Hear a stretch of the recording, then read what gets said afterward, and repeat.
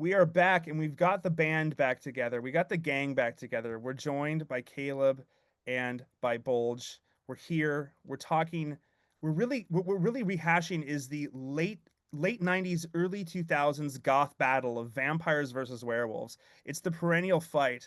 We're here to hash it out. Hello to you both. How are you doing today? We're I'm doing doing good. Well, I'm doing good. I think Caleb's doing good from our talk before it started, so I spoke I'm for I'm him, I doing guess, great. accidentally. I'm doing great. Listen, I prepped for this. I went and watched all the Twilight movies. I'm fully knowledgeable on werewolves and vampires. I'm ready to go. Oh, Twilight. You know, it's I'm funny kidding. you I'm say bad at that. You watching. also watched the, yeah, I was gonna say, you told me about this I actually stuff. I actually watched the 1931's Dracula and Nosferatu. Very good Which choice. was Nosferatu was so fucking good. The more recent one, because I know Yeah, there's also, I because, tried watching the silent one. It just might just but be my there's Zuma also a brain. Herzog one, The right? I'm Herzog not, one is interesting too. Never Yeah. seen I that one. haven't watched a Herzog one. I I'm a Zoomer. I can watch black and white films. I can watch old movies. Most of my other Zoomers can. They can't stand it. But where I am peak Zoomer, I can't do a silent film. I have tried and tried and tried. Oh, that's all I right. just can't do it. It's so weird. My Zoomer attention span can't. Because I'm looking at my phone. I'm like, I missed the dialogue. I missed the You little you really pause on the can't watch. screen. You can, I mean, you can sort of indoctrinate yourself by watching Buster Keaton or early Charlie Chaplin. Yeah, that's actually a good way to get used to it. Yeah, Because it's they almost don't really have dialogue, but it's just visual storytelling, so you're always looking at the screen. Buster Keaton is very almost like TikTok reels in a way. In Oh, terms it's of, great, man. yeah, It's yeah, yeah. You crazy. should check it out. Okay, but what that Yeah, keep that in mind. my It's prep for also this. crazy stunts. Oh It's yeah, he probably the was most doing all those crazy things practical stunts for of all real. time. Yeah, really dangerous. Yeah. My prep for this involved rewatching one of my all-time favorite movies because it came out when I was in high school, and I won't say how old I am. I rewatched last night 2004's Van Helsing, which is actually Hmm. a really good movie. It gets has It's such so a fun. people have it has such a low score on Rotten Tomatoes, and I don't understand why. But I rewatched that and was like, I'm ready to go. And then my wife was like, now we're gonna rewatch Twilight, and I had to sit through the first Twilight movie, and I almost jumped out of a window. Oh, So it was pretty bad. But you know, this has been I don't even want to call this an episode, a discussion. This has been a discussion almost a year in the making. I threw out a concept to both of you a while ago, months ago, and I said I think it started out as just a shit post, but it became real, as they tend to do. And I said, you know, vampires are Catholic and werewolves are Protestant. And I think it was Bulge. You took to this pretty quickly, and we started discussing Hmm. this. And then now we've gotten Caleb on board. So um, I have an idea of what I think I mean by this, but I guess I'm more interested in what you guys have to say. So let's try to like we'll unveil this concept as we walk through this. This is very unscripted, but I guess I'll just start out by saying this. When I think of monsters, I think of monsters as, you know, this isn't this many people have said this. Jeffrey Jerome Cohen did his book back in the mid 90s called Monster Theory. Folklorists really like this book, and the book basically talks about how monsters represent things that we don't like, that we're scared of. All right. Monsters, Hmm. the word monstrum in Latin comes from the word for border or boundary. You tend to find monsters in mythologies and world folklore at the borders between things, right? Now, whether that it Yes. could be a physical boundary, right? It could be like, Hmm. don't come in here if you go, you know, if you're up in Scandinavia, don't go into the woods. The trolls live there. And then the troll comes out of the woods and is like, if you come in here, I'll eat you. And people are like, oh no, the Hmm. troll is in the woods. I need to stay in town. Um, Monsters are also sort of more metaphorically or at the border of things, life and death, right? They're all very liminal. So if we think of monsters too as they're liminal creatures and they represent what we don't want, right? They represent our fears and what we're scared of. I think of vampires, at least I guess the big asterisk for this discussion is I don't necessarily mean vampires and werewolves as they existed in historical folklore. Yeah. What I really mean Hmm. is as they exist in modern, largely American pop culture, horror, books, movies, you know, graphic novels, shows, whatever you want. As they're, you know, monsters too, right? If a monsters have they keep coming back, right? They're never really dead at the end of the movie. Monsters always keep coming back. So and they're constantly sort of they morph and they change with the times. But when I think of a vampire, at least in sort of more of like the Bram Stoker onwards, Yeah, I was Mode of gonna a say that should Vampire. be our point. Bram Stoker Yeah, onwards. Bram Stoker onwards. I think of a vampire as an incredibly Catholic monster. Um, and I think of a werewolf, and werewolves pop up.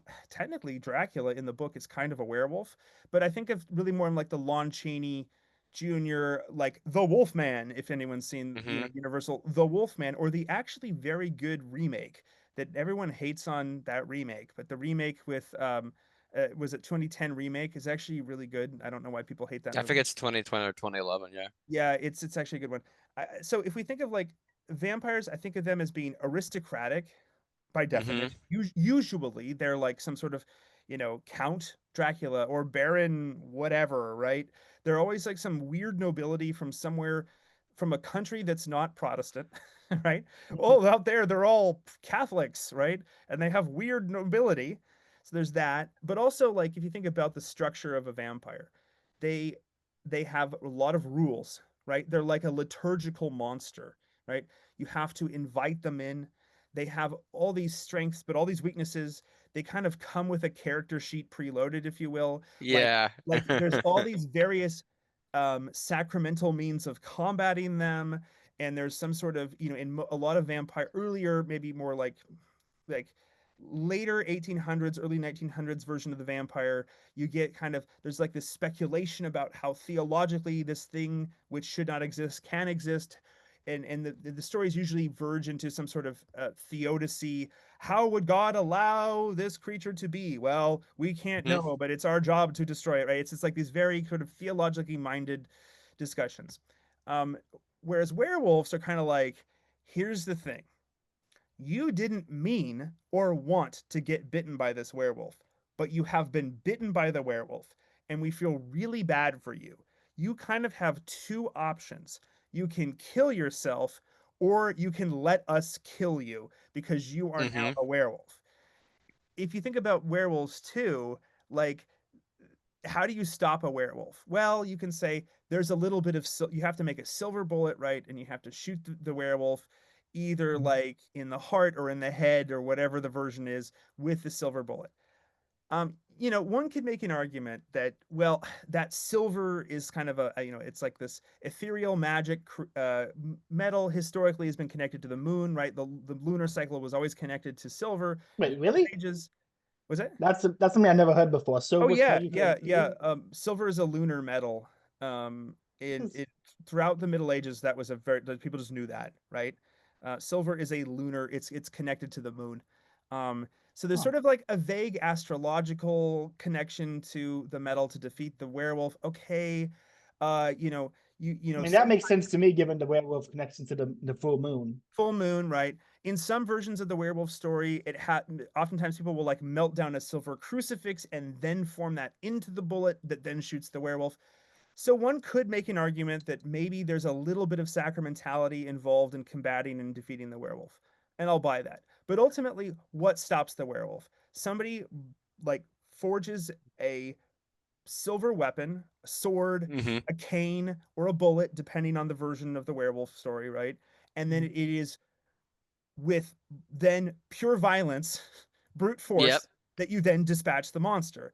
And usually the monster doesn't really want to be a werewolf, right? Like it's like, oh no, I'm gonna kill all my my family and friend, right? I'll go after those closest to me, and it's just sort of like this ultimately very tragic figure.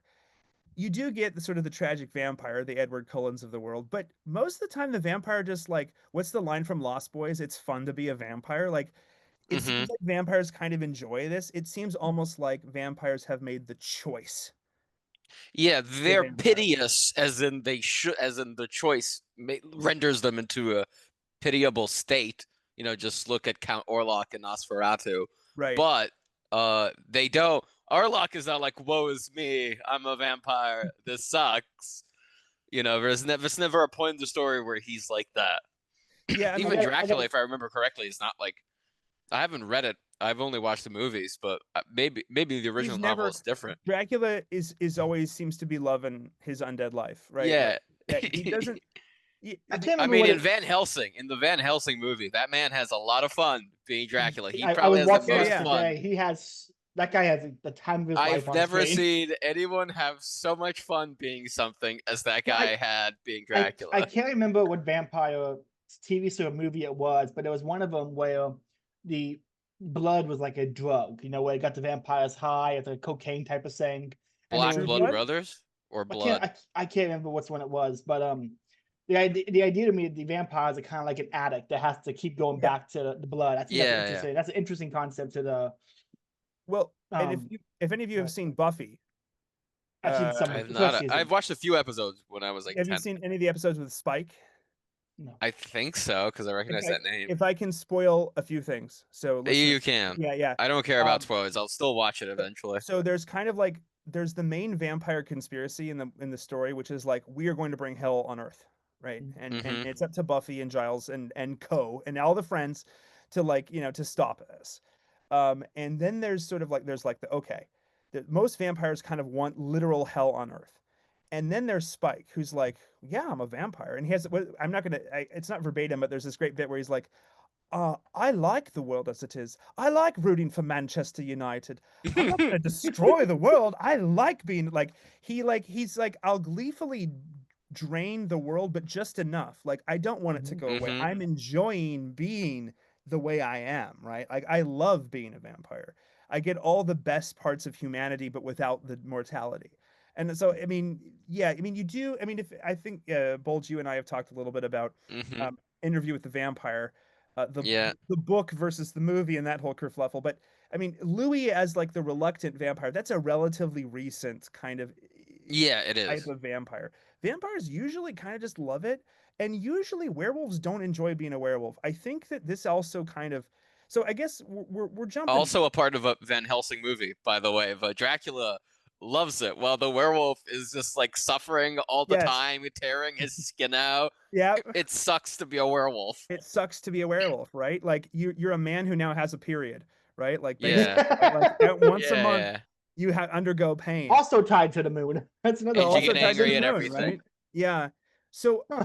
I don't know. For me, this just feels cut and dry, but feel free to disagree. I mean, I guess what I'm trying to drive at here is the stake that I'm driving at here is something like, the anthropology in that Mm-hmm. theological sense, right? Like the way that so if you think of monsters as sin, representing they're symbolizing sin, right? Vampire to me seems like somebody who maybe wasn't on guard enough, right? They invited in Jerry Dandridge, if you've seen Fright Night. They invited in that neighbor Mm-hmm. that they maybe didn't really know what he was about. But you know what? You did invite him in. Uh, Also, a very important rule of modern vampires, you have to invite them in to you have to cross the invite them in. boundary.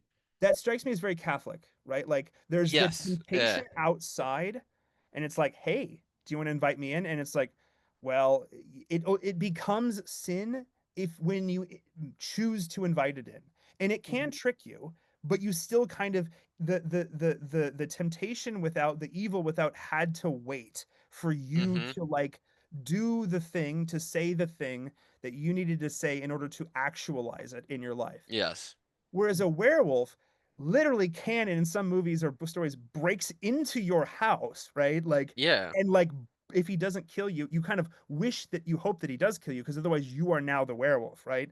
You never Mm-hmm. really wanted it. It just occurred to you. Um, I don't think anybody who makes these stories does this consciously, but I think that it does harmonize with different anthropologies. Werewolves just feel very Protestant. I don't want to be this way. It's the whole thing from St. Paul, right? Like I do what I find detestable. I want what I don't want. I do what I don't want to do. Why do I find myself doing this all the time? Whereas vampires feel very like very at least modern Catholic, right? Like, well, you have to make Mm-hmm. a decision. How do you guys vibe with this? I guess that's really what I'm driving at here, and then we'll see where the I think it conversation goes. I think it seems a pretty good approximation. Uh at least in general terms, but we've already talked about this. I'm curious what Caleb thinks at least. Yeah, No, I vibe with it. One thing I was gonna say I find interesting about the vampire stuff that strikes me as kind of very his Catholic is the vampire has to sleep with the soil of his homeland, and there's something there about the strengths of one's homeland and the soil being the source of his strengths that he can't travel without it, and the importance of one's home and like Catholic theology. That just seems to me as a very interesting connection. Another part that has always been interesting to me. I forget how because there needs to be like a whole ritual to kill Dracula in the novel. Right. And it's very similar to how they used to be. Do they have to bury him at a crossroads as well, or no? I forget, but Not in the novel. Not in the I've certainly novel. seen that in other movies and novels, Well, vampire novels. Crossroads. So I'll say, to jump out of pop culture land for 2 seconds and just speak Yeah, please. as what I theoretically pretend to be an expert in. Um, is folklore. Crossroads burials are very ancient, and you find them around the world, which is really interesting. You find them in places where you wouldn't necessarily expect there to be a lot of connection, like, historically, between those peoples. You tend to find crossroad burials. Um, I think it's as good of a theory as any. Is that the idea was this person was so nasty, was a nasty little guy in life, and so we're worried about him coming back, and so we're kind of almost certain he's going to at least try to come back. And if he does come back, we want to put him in a place where he's going to be very confused about which way to Yes. go. Right. And so a crossroads is in some ways very confusing if you don't know where you are, right? Wait, which way do I go? And then obviously crossroads has a connection of intersecting of planes, intersecting of existence, liminality, right?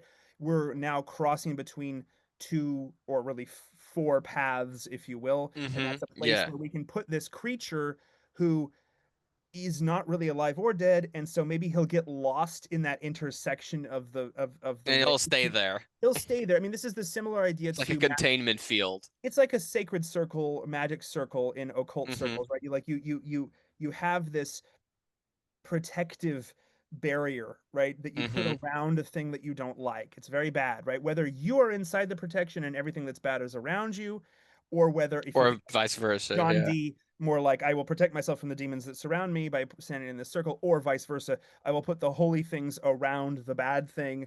They can't cross the boundary of the holy things, right? So really, if you, I mean, to bring up some Mircea Eliade, sacred and profane spaces, right? The spaces that are set aside for holy purposes, and that's really what sacred means at its core, sacer, to be set aside Set aside, yeah. as for something, as opposed to profane, which is really just the rest of the world, which, from a pre-modern standpoint, and even though we're really talking about pop culture vampires and werewolves here, they're all drawing on, these stories are drawing on pre-modern tropes. Those, in the pre-modern world, the actual world was just full of demons, right? Like, everywhere you go, you're going to find demons, except for these holy places where they literally can't go in, right? And obviously I'm preaching to the choir here, pun intended, but the idea is, you Yeah. go into church, you go into the shrine.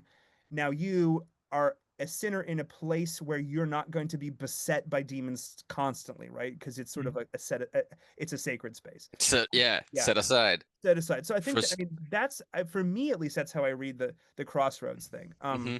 I've always read it because I didn't know that it was for all manner of miscreants or nasty guys. It But I tended to did know be. that in Christian societies, especially England, since the Middle Ages, it was for suicides.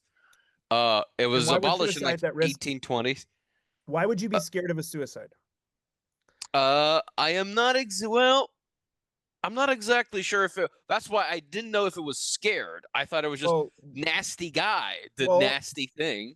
why would you We're put? gonna put him. This is an inheritance. We're gonna put him in a crossroads. I like this. This is why I love talking to you guys. I did not see it going this way, and this is a path I will gladly Because take. I wanted to first answer to Caleb's comment, which was it might be because they were nasty guys in life, and so they were buried a certain way, and like they have to stay there. They have to follow their own rules. It might not be because of their homeland in a way. It might just be they're bound by certain rules, and they found a loophole around it in a way, like getting invited to it. You can't go into a home, but you can get invited to it. You found a loophole. You can't leave your soul because you were buried there. You can't make do without that because you were a nasty guy in life. So vampires actually Continue to be Jewish one. because they're finding all these loopholes. Well, we have canon lawyers too. We inherited more than all the other Protestants, so that only strengthens Doc's point here. Well, right? Yeah, I mean, again, if you think too about, I mean, not that I'm an now I'm going to jump a little way outside of my expertise, but if you think Yeah, about okay. Ancient Israelite religion, and the idea of Satan is basically the prosecuting attorney. Yes. right? Yeah. Which is not necessarily the Christian view, but we inherit that from an earlier tradition, right? We certainly also have it with the Holy Spirit being called the Paraclete, at Exactly, least with right. that, if The nothing defense else. attorney, the prosecution attorney. So prosecution is going to find every fault it can with you, and it's going to find every loophole it's going to can for you. So if Yeah, vampires serve the devil and are evil, then of course they're going to, at a much lower level, mimetic level, but they're still going to try to find all of the loopholes, right? Mhm. Well, Your Honor, he invited me in, right? Your yeah, Honor, like, you know, it's just, it's like, I mean, imagine the nastiest lawyer ever, right? Like the sleaziest Well, lawyer, yeah. right? Like I that's can't what they're remember. doing. I think this was in True Blood, not True Blood. It was one of the CW vampire shows.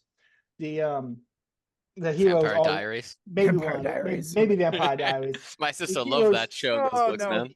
the Yeah. heroes live in this old house, and the house is gonna be demolished or sold, so they get declared a Historical site. historical monument. Yeah. Therefore, becomes open to the public, so the vampire can just walk right in.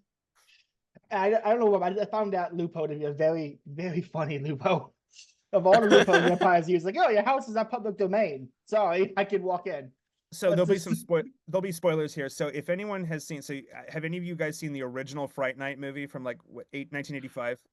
I have not actually. I've heard about Classic. it, Oh but my gosh, it's so good. It's so much fun. I highly recommend.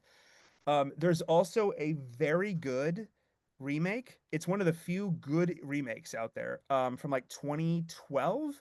There's a Fright Night remake with one of my favorite character actors, Colin Farrell, as oh, he's so good. I might actually watch the remake over the original now.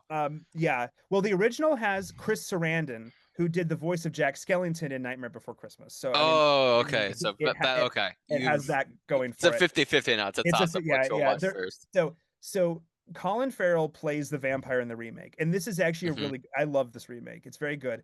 Um, David Tennant is the vampire hunter, which is very funny too. There's like a yeah, it didn't get a big, it had a theatrical release, but people didn't really care. I don't know. I like it. There's a scene. I'll spoil one scene in the remake only. There's a scene where, right, like Anton Yelkin as the kid, R.I.P. by the way, he was a good actor. As the kid Mhm. is like, oh, I know that vampires need to have, invitation to the house, and so the solution is if we destroy the house, I can come in, right? And so there's kind of yeah. So this is another example of like the vampire is constantly looking for loopholes, right? And he Mhm. will just create loopholes, if, Yeah.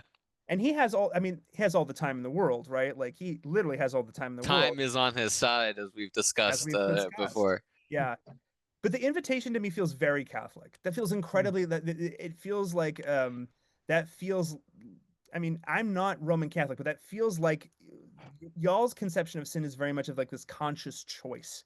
Like I've made now a choice, right? At least for a mortal sin, right? I have made the choice to do the bad thing. The choice was presented to me, Yeah. and I For have now mortal for mortal decided sins, yep. to do I think this, my right? definition of mortal sin has to be rationally entered into. Like if it's not rationally, then it falls That into is in the the catechism. To yeah. fall into to be a you can have venial you can do something that is a grave and serious matter, but if it's completely unwitting because you're just stupid or very ignorant or didn't know what you were doing, it is Me. not mortal. My first week in no, my second time attending mass after being a confirmed Catholic. I didn't know you had to go to confession and before you could receive the Eucharist. And so I received it. Then I found out that later that day, so I had to go back the next day to the priest, like, hey, my bad. He goes, you didn't know, but don't do that again. Like it's Who Yeah, then catechized you? but now How you did you know. not know that? a very, very, very nice, but very old lady. Well, God A bless some of the boomer. old ladies, but sometimes they're not the best of catechists. Listen, But God bless the them. boomer Catholics are sometimes the nicest people, but they are the most ignorant of their own beliefs. And that's just unfortunate reality, you know. The But Yeah, it's Ang- just what it is. But God bless them. God the bless them. You Anglican know. solution, the Anglican solution to this, and also by the way, the Lutheran solution too. So as I've made the switch from Lutheran to Anglican, it's been the same. Is to just have corporate confession is fine for us because mm, because because because our view of sin is slightly different, and so our view of confession is slightly different too. Hmm. Yeah, but in any case, yeah, yeah. So vampires feel very like mortal sin, right? They feel like mortal Yeah. sin symbolized, like this guy is mortal sin, right? Like or gal, right? It can be a Yeah. it can be a gal, right? Like this creature is this darkened version of what humans are supposed to be, and so they have this weird darkened version of they have dark sacraments, right? And in some vampire Yeah, I stories, mean, even the entering the house thing is very is feels like an inversion of knock, and you shall of Christ. Yeah, yeah, knock and knocking you you shall find.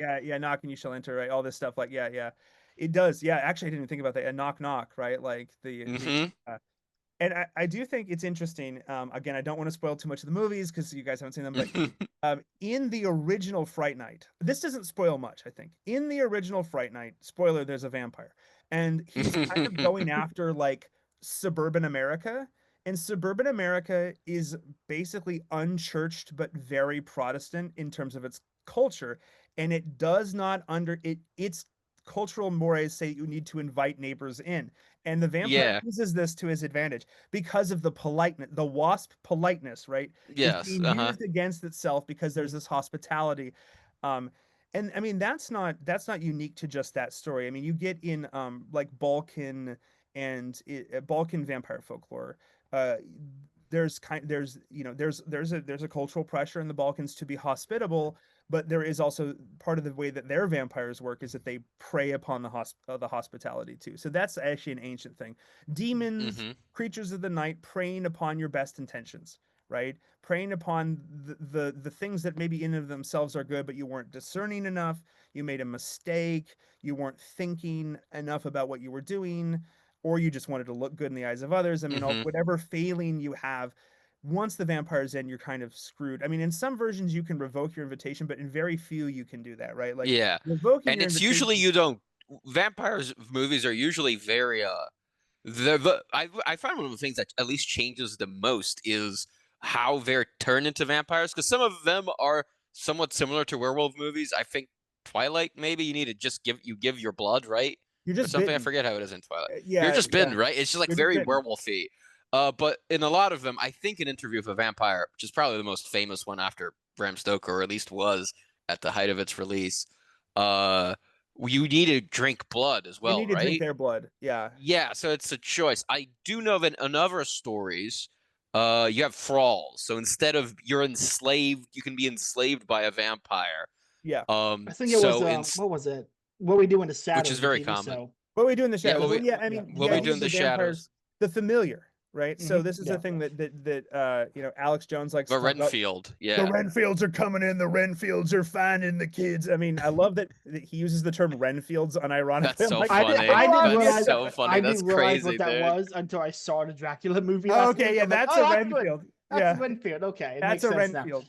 By the There's way, real actually a quick, very the actor sweet who Japanese manga about like a competent Renfield taking care of an incompetent vampire, by the way. That's funny. I think it's called Blood Alone. It's very, very funny. that sounds interesting. Now, as I say, Yeah, going back and watching the old 1931 Dracula, the acting. That's what I'd say. Is the acting in that movie. The guy who played Winfield, his eyes are just yeah. unnerving. That was Well, I incredible. believe. Well, so I think this is right. Don't quote me. So that the 1931 Dracula is based on the stage play, and Bela Lugosi played in the stage play. Mm. And I Hmm. think the guy who played Renfield, his name escapes me, also played in the stage play. Correct, double check that, everyone. But so yeah, like There Renfield. is something about stage performers overacting, and Yep. certain like Star Trek and horror films. That's when they shine. When they can do the overacting, it works so well. Yeah, Renfields, I think, are also in some ways are almost more dangerous, right? Mm. Because they They are don't they have to they don't have to follow human the still. rules of the vampire.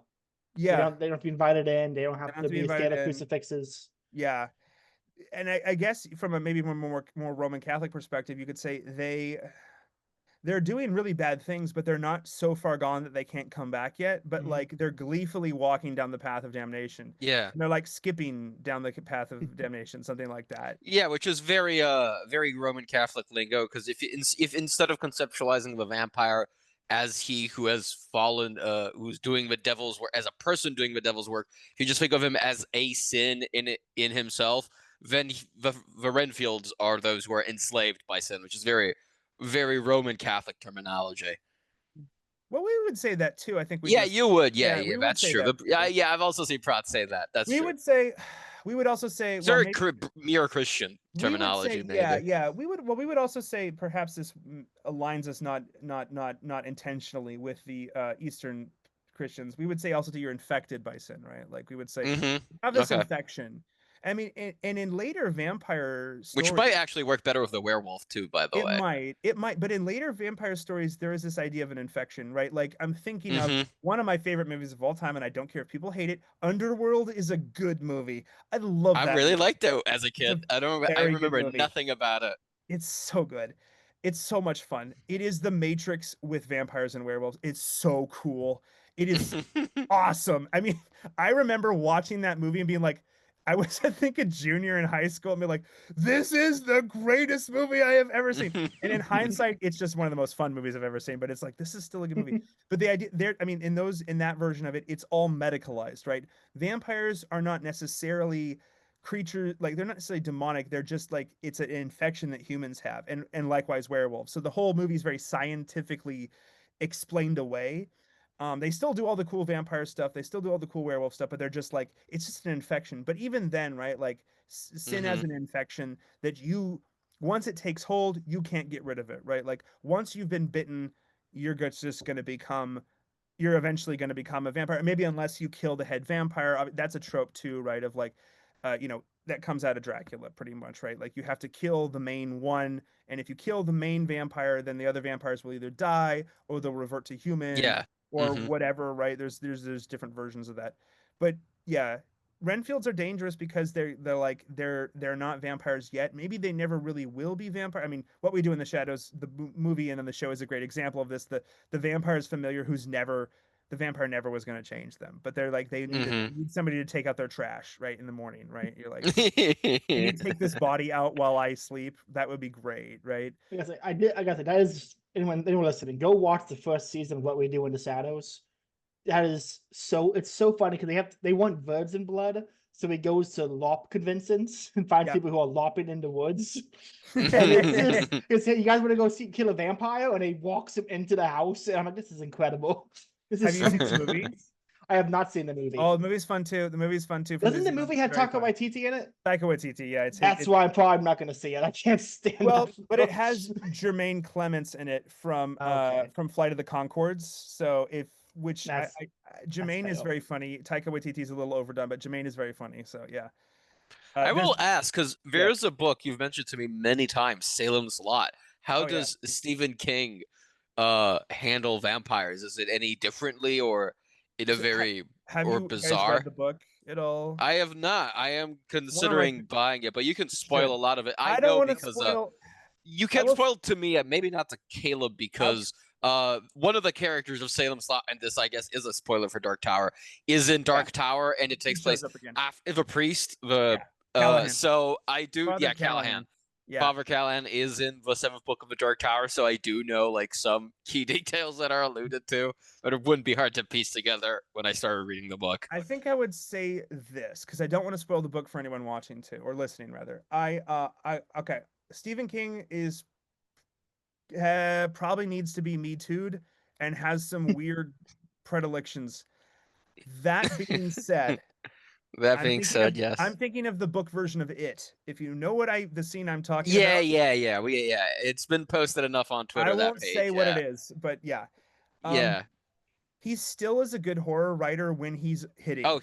yeah. Oh man, when he's like on a groove, he's unstoppable. He's And great. his early stuff is really good. And Salem's Lot is one of my favorite, really, books of all time, particularly horror. It might actually be a better. This is gonna get me hate. It might actually be a better vampire story than Bram Stoker's Dracula, despite my love for Stoker. Okay, I hmm got a quick question. I've never read Yeah. a horror book. Does it actually scare you? Like, how Oh does yeah. I'm kind of Okay. Oh curious yeah. So about I will the say this: there is mechanics anyone. of that. This won't make any sense. This will spoil nothing if you Mhm. haven't read the book. But if you've read the book, you'll know what I mean. To this day, I am 37 and a half years old, and I love horror. I gleefully scare myself. I gleefully some of my favorite movies are horror movies. My favorite books are horror novels. Salem's Lot lives rent free or maybe undead in my head because to this day, when I hear the wind rustle outside my window at night and a tree branch taps the window, there's a scene from that book that goes through my head, and it does actually deeply unsettle me. And if you've read the book, you know what scene I'm talking about. Okay. What's the book called? I'm looking it up Salem's now. Lot. Salem's Lot. Very Yeah, good. the mechanics of horror writing are very different because you can be scared very momentarily by a movie that when you're done, you're like, oh, that was silly and fun. Yeah. Whereas for a book to be scary or for a novel to scare you, I remember the short story Dagon, which is actually very silly if you read it as Dagon's an adult. good But if story. you read it Yeah. when you're like 9 or 10, which is when I read it, Yeah. that I was like having nightmares for like a week straight. It's like any sound, any like footsteps outside my door when I'm supposed to be sleeping, it's like, oh my god, this is horrifying. What I will say about Salem's Lot is this. Stephen King takes the idea of Dracula and says, what if we had an immortal, intelligent monster and we combine that with the paranoia of a zombie film? Mm-hmm. And that's what Salem's Lot does, is it combines an intelligent monster, timeless, immortal, has lived for ages, can constantly reinvent himself, constantly learn new languages, take on new identities. He has all the time in the world, but with that intense paranoia of who can I even trust in this place anymore? Um, Dracula, the story, Caleb, I would recommend you read Dracula by Bram Stoker first, just because it comes Okay. first and it sets a lot of the tropes for what we now know as vampires. It is Okay. a really good. I love Stoker was a great writer. He didn't write much, but he wrote what he wrote was really good. Yeah, he was a diplomat. He was actually stuck. I remember it was like either a harsh winter was a volcanic eruption somewhere halfway across the globe, and then he was like stuck. But he was like a diplomat, and he's like, I'll fucking write a novel. I always wanted to do that. And he was like on lockdown basically. And he was like, well, okay, here goes. That's awesome. I love Stoker, but and then read King because but I will say with regards to infection, Salem's Lot is a story about a town getting infected by vampires, Mm-hmm. an entire community falling prey to sin, if you will. Yeah, which is a different story format It's very, than and in a something like way, a very Nosferatu, where Catholic. it's a very It's very small Catholic group. Yeah, it because is. it's like the community is going wrong, and therefore the community, the congregation, if you will, is not supporting its members, and therefore the body, if you will, of Christ is being Mm-hmm. infected from without by this malevolent force that uses, I mean, I'm not spoiling much here, I think, uses people's own failings against them, right? Like Mm. the vampire's gonna know who's an alcoholic, right? The vampire's gonna know who has wrath in their heart, who wants to get even, right? The vampire's gonna know who's lusts for civic power, right? Of course he Mm-hmm. knows this, right? He's just waiting. And he's just always every night he's there waiting. And he just wants to make you the best mayor you can be. He just wants to make you the best whatever you can be, right? He's there to help you. He's there for Mm-hmm. you. He's your guy. So that's really what Salem's Lot does very well. Is this like this in what I when I read and I try to read that book every spooky season, and I will this year too. Salem's Lot really makes you worry about your own sense of your own failings, your own sin. Like, because there's a lot of characters in Salem's Lot where you're like, that could easily be me. Like some of the Mm-hmm. things that this vampire is promising don't even sound ridiculous to me, and that's scary. That scares me. It's like so it's a good vibe check. Be like, whoa, like what is he? Mm-hmm. How is he turning these people against each other, right? And then there's a line. I mean, there's one line from the book. I won't. This is not an episode about the book. Although if any of you guys want to Yeah, read it's the book, just a question about vampires, but this yeah. is But if about you, vampires and werewolves. but After this, I'll but start asking about werewolves. yeah, we need to switch to werewolves. But there's a line from Salem's Lot that sticks with me, which is quote, he'll make a great vampire, unquote. Mm-hmm. And like this recognition that some people maybe are just they're kind of maybe they're maybe becoming vampire was the best thing that ever happened to them, right? And you see that Mm-hmm. in what we do in the shadows too, right? Like this is so I'm like this was the greatest decision I ever made, right? Like the people who really are just skipping towards perdition, right? And like they just they happily choose to do that. And that some people vampire stories oftentimes deal with this recognition that some people just want this, and like they know everything that comes along with it. They know that they're never going to be able to go out in the sunlight. They know that they're going to live forever at the expense of people around them. They know they'll never be able to enter a church again. They know all of these things, right? And they're like, yeah, I'm fine being a monster. And that's all to me. I think that's what always keeps me draws me back to vampire stories is like that's a deeply unsettling idea that somebody Hmm. just like this is fully fine with me. I'm like, holy crap. Yeah, yeah, they're not tricked into becoming a vampire. They're not whatever. Like a guy like basically lays out the contract. The devil gets his Yeah. contract and says, sign here with your blood. But you can read the contract, take as long as you want. You have it. You So know all the terms and conditions, Yeah, and you they know all it. apply. on Yeah. that point about the scariness of the vampire, that's like happily a vampire because it's better for them. Um, for preparation for this podcast, I listened to a lot of Jimmy Akin's Mysterious World. He's a Catholic apologist who has a podcast where he does spooky conspiracy theory podcasts. Like he has ones on ghosts. He has a degree in paranormal investigations apparently. So he would Oh, like do these kind of parapsychology. parapsychology. That's the word. Yeah, Parapsychology. fascinating podcast. Yeah. He did an episode where he had people writing questions for him, and one of the guys is writing a book. It might be out, might not be out by now. I don't know anything about it. But the idea in the book was it was a vampire story, and there was one good vampire that subsisted off of the blood of Christ alone in the communion, and that was how he stayed good. And the only time he got any blood was through drinking the That's an communion interesting. wine. That's a That's funny kind of a little cool short story. idea. I I was was gonna like, say that's a Yeah, great idea. vampire. I mean, like The vampire who's drinking blood, but it's holy yeah. blood, so he's Christ not turns the doing evil. Eucharist into Yeah. into flesh and blood, like literally. Yeah. Even And more so literally, even he has a All we right, priest who say brings it to literally. Catholics. him. Yes, yes, All right. yes. Yeah, So I just thought that was a really It's interesting there. idea for a vampire story. I'm like, you guys. No, it's a cool The moment I heard, idea. I'm like, you guys are gonna love that. So I had to just bring it up. Man, do you know Now about if you can where find the okay, author, continue I want to first. if you can find the author, I want to read that. I want to I read will. that. I'll see if I can Yeah, Yeah, find yeah, the yeah. guy's please name and find do. the Also book. send That it. does sound Send it interesting. to our Send it to our group chat. Now I want to ask about werewolves because I'm Yes, actually werewolves. far less familiar with werewolf Represent. media. Woo! So Uh, yeah, so please enlighten me. you know what, guys? I'm gonna come out to you all. I Uh-huh. contend that I am a reformed werewolf. Mm-hmm. Okay. Okay. And I feel, and I'm not capital R. I'm not a Calvinist. I'm a Mm-hmm. lowercase r reformed werewolf. And I contend that humans are, in a way, all of us are werewolves. Everyone be on the lookout for October's episode of Enchanted Office Hour over on Scarlet Thread Society. I'm going to lay out my case for werewolf ontology. But I feel a strong affinity with werewolves. Um, because I really like dogs and I like wolves quite a bit. And I've seen in making a relationship with my dog over years all of the good things that canines can bring to us. But I've also seen in that rough process all of like the nastier parts of of Canis lupus familiaris, right?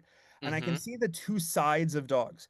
I can see how if you treat a dog well, they're your best friend, and if you mistreat them, they become a ravenous animal. And in myself, without getting too profound, I can see all of the loyalty, like the wolfy parts of myself that are very loyal and are very like clan pack based, giving and having to give and take, having like an economy of action and of grace with people, making sure the pack is healthy. I have a Mm-hmm. strong inclination to that myself, and I also kind of and see in myself the absolute vicious like predation instincts Mm-hmm. that we as humans all have. I have a lot of those too, and those are always in tension for me.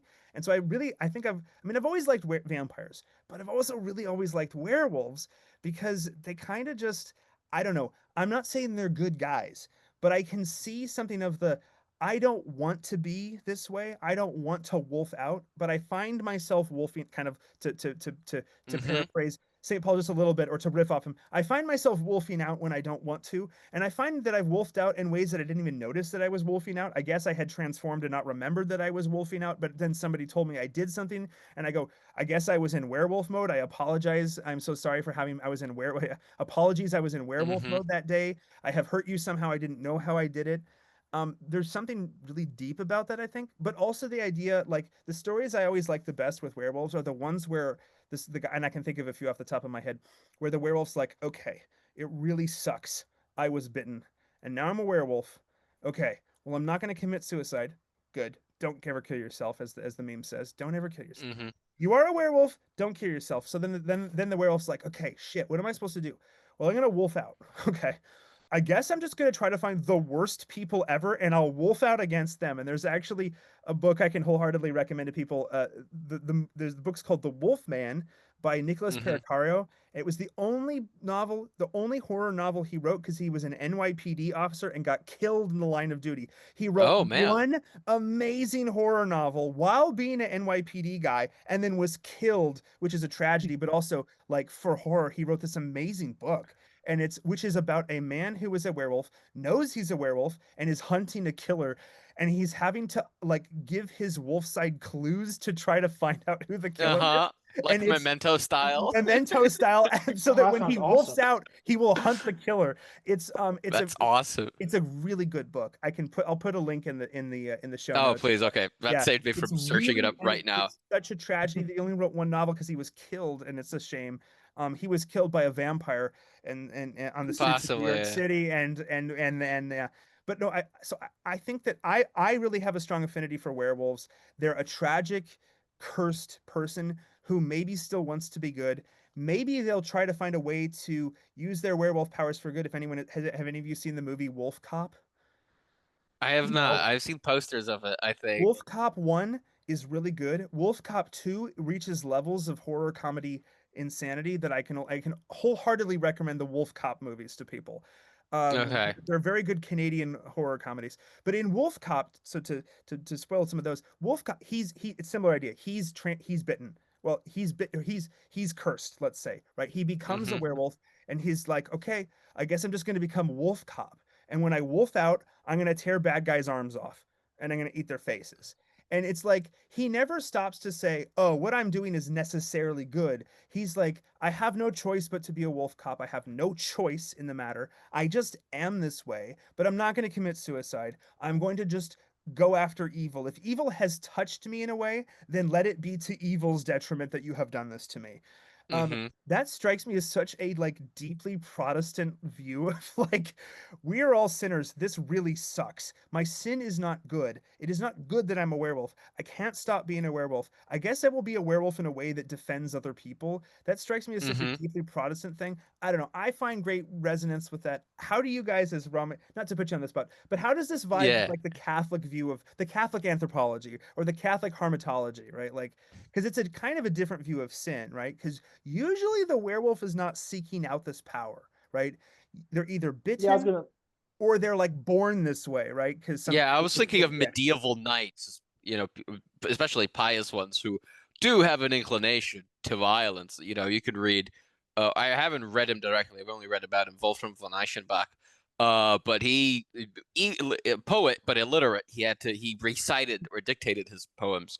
But he was a medieval knight, and he did kill people, and he sort of like, there was a sort of a taming of an animal inside of him, if you believe, at least as accounts. But yeah, Caleb, you're gonna say something. Sorry. No, that was one thing I find interesting about the werewolves is that they always, at least everything I've seen related to werewolves, they always seem to be more sympathetic figures than the vampire.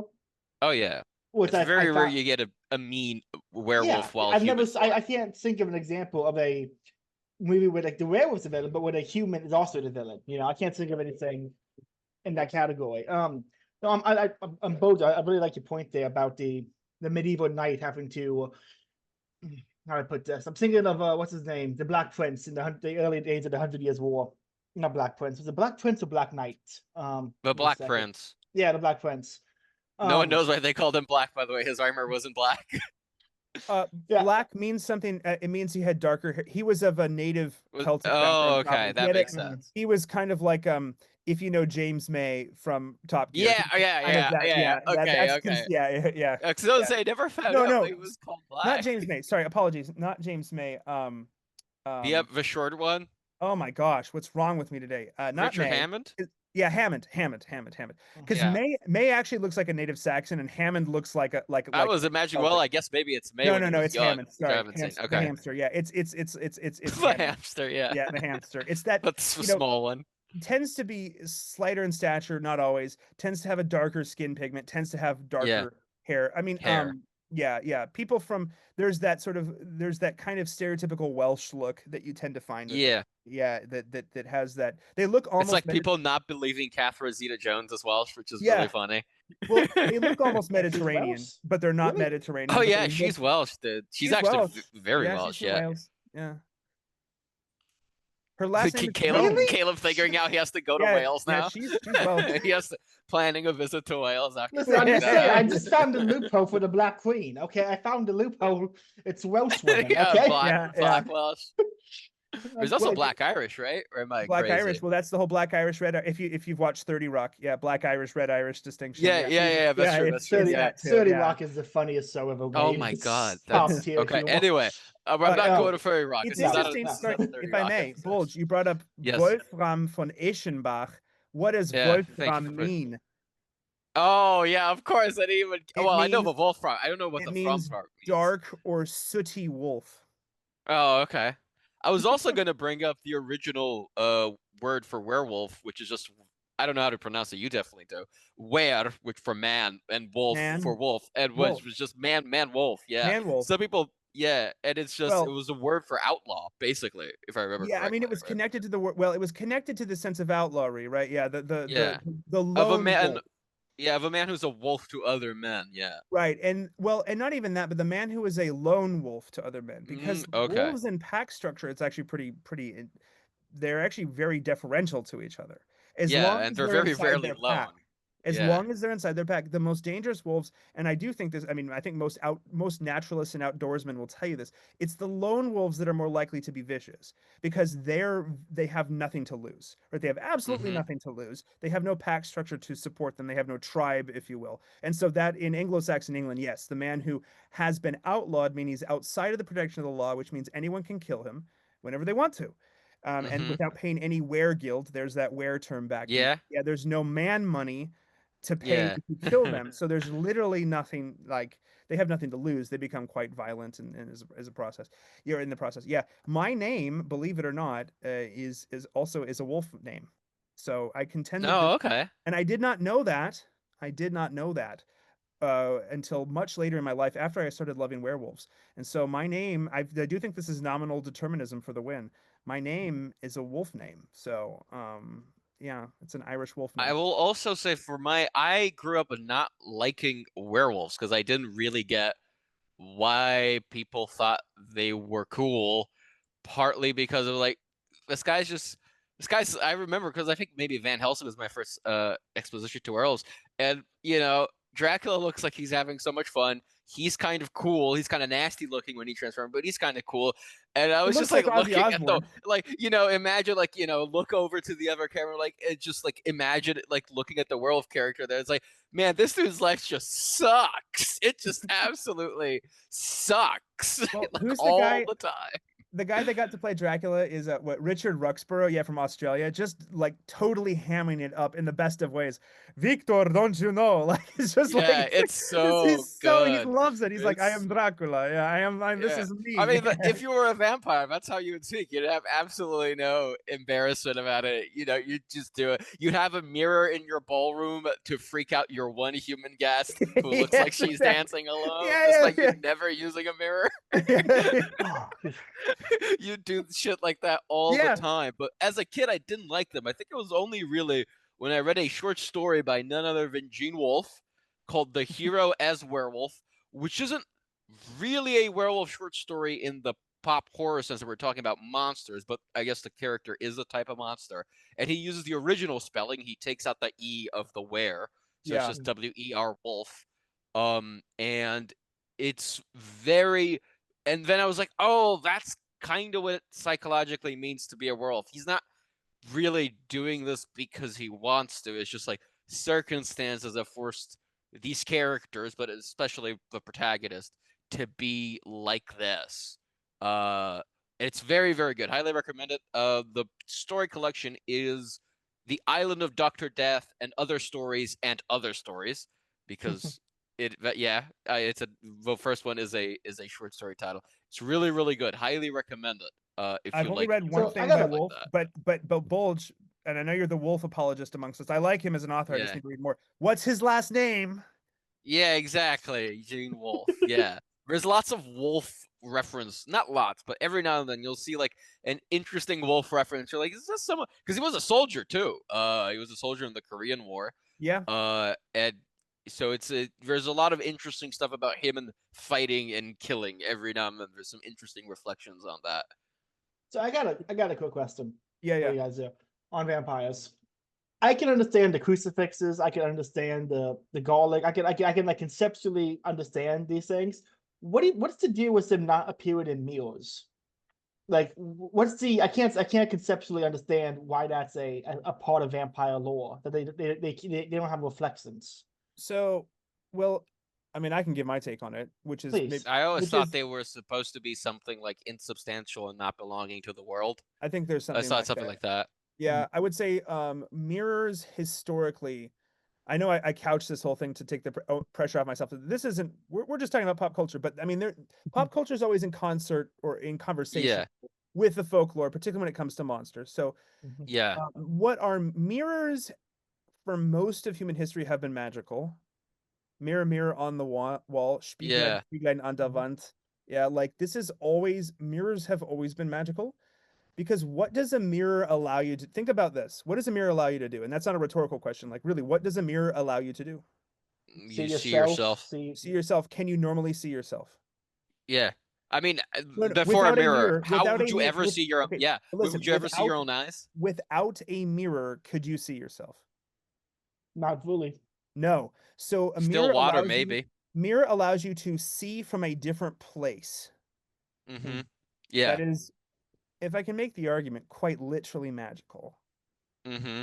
And this is shout out to pause TLE, cover your mirrors, right? But when you before you start Mhm. talking about spooky stuff, cover your mirrors.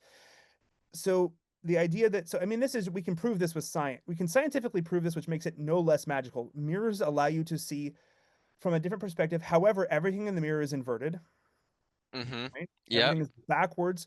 That must mean that mirrors, and I mean I mean this kind of ironically, but also meta ironically, like as in it might be real.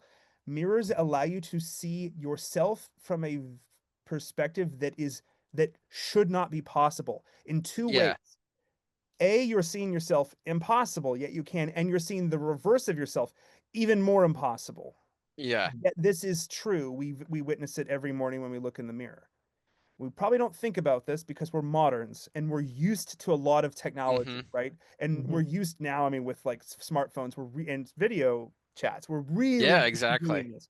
We're used to looking at ourselves all the time, but we kind of don't really conceptualize how crazy that is that we can do that. Mirrors allow you to do this. So mirrors must be a view into another world. And so, I mean, this is why in many cultures around the world that have historically had mirrors, um, cultures that have had mirrors when someone dies, what is the tradition? I don't know what is I it. don't actually know. In Brazil, I'm surprised this doesn't exist in Brazil. Not Caleb's that an I know adult of. convert, so you wouldn't know this, but I'm curious in a Catholic country like Brazil, I'm surprised at what do you do when somebody dies with a mirror? You put a sheet over it. Oh, okay. Now, Yeah. why Yeah, would you do why that? do they do I've that? heard of it, but I've Now, why would you do that? never seen it in person. The mirror is it allows a perspective into a world that is not your world.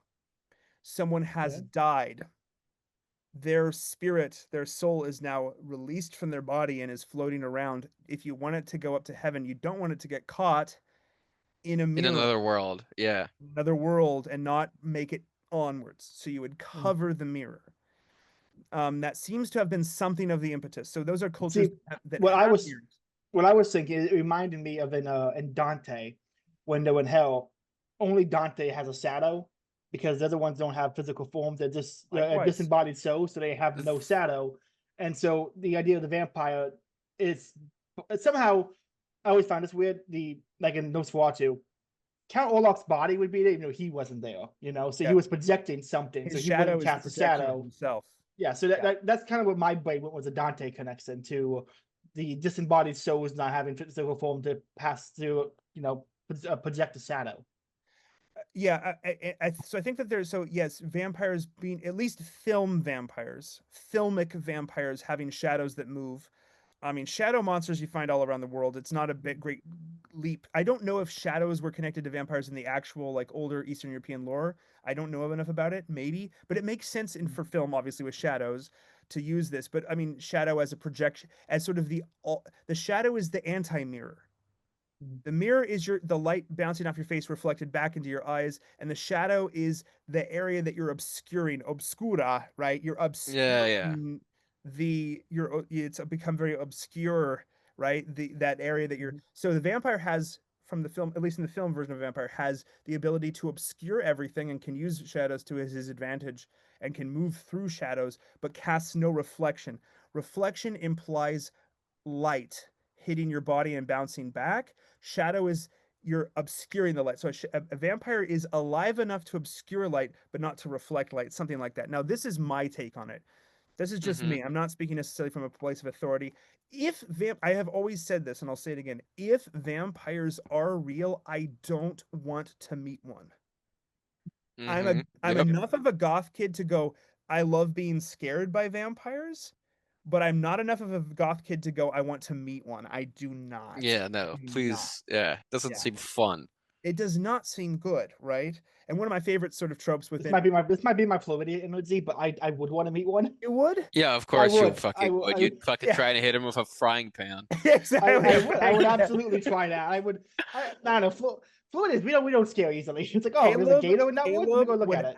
Caleb would ask his Polish priest for permission to melt down old church bells into a frying pan and Pan, then yeah, Yes. hit the yeah. vampire with Yes. the Let holy me. frying pan over and over Yeah. again. This is what would Of be course you would. yes.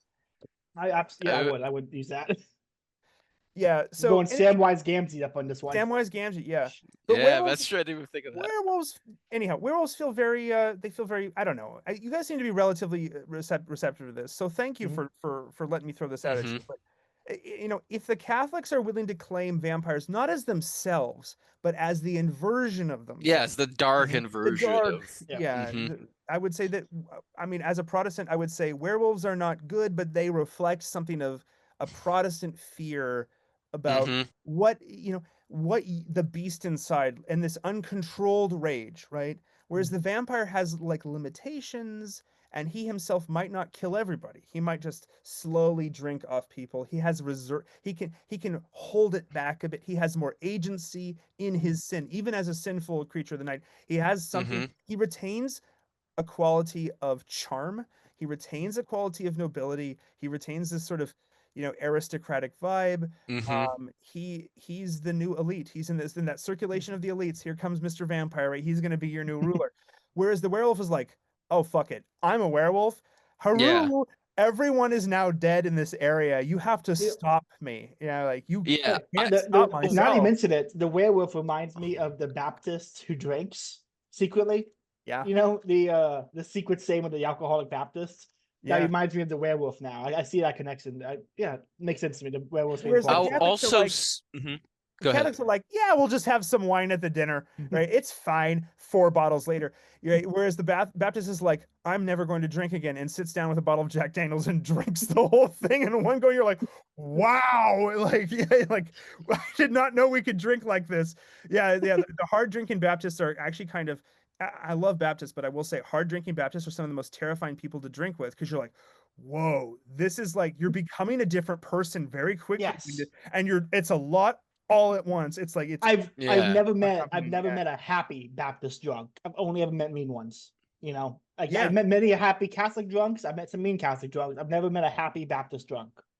I Well, think there's it's something that to that. I gotta hold it in. I'm Mhm. starting to transform. I gotta hold it in, Yeah. right? Like, and the eyes start to change, right? You can Yes. barely hold it in, right? It's always There's very also painful. something to the greatest fear theory because I think because we were talking about this in another one of our recordings. I think I forget, or maybe not. Maybe it was just us talking in private. Where I think I understood what I got the gist of this on top of this. I guess monster theory you're proposing. It's like, well, maybe it's a fear thing. Maybe Catholics really fear being taken in by the church to something evil where it's very, because the vampires actively cultivate charm. They Right. actively cultivate an aesthetic sense, which is why I thought they were cool as a kid because they have They a kind of very are cool. sophisticated, and they They are are cool. cool. Mhm. But they actively cultivate an appearance. Whereas at the end of the day, you sort of see this, especially with more recent vampire stuff after Stoker. Stoker has it too, actually.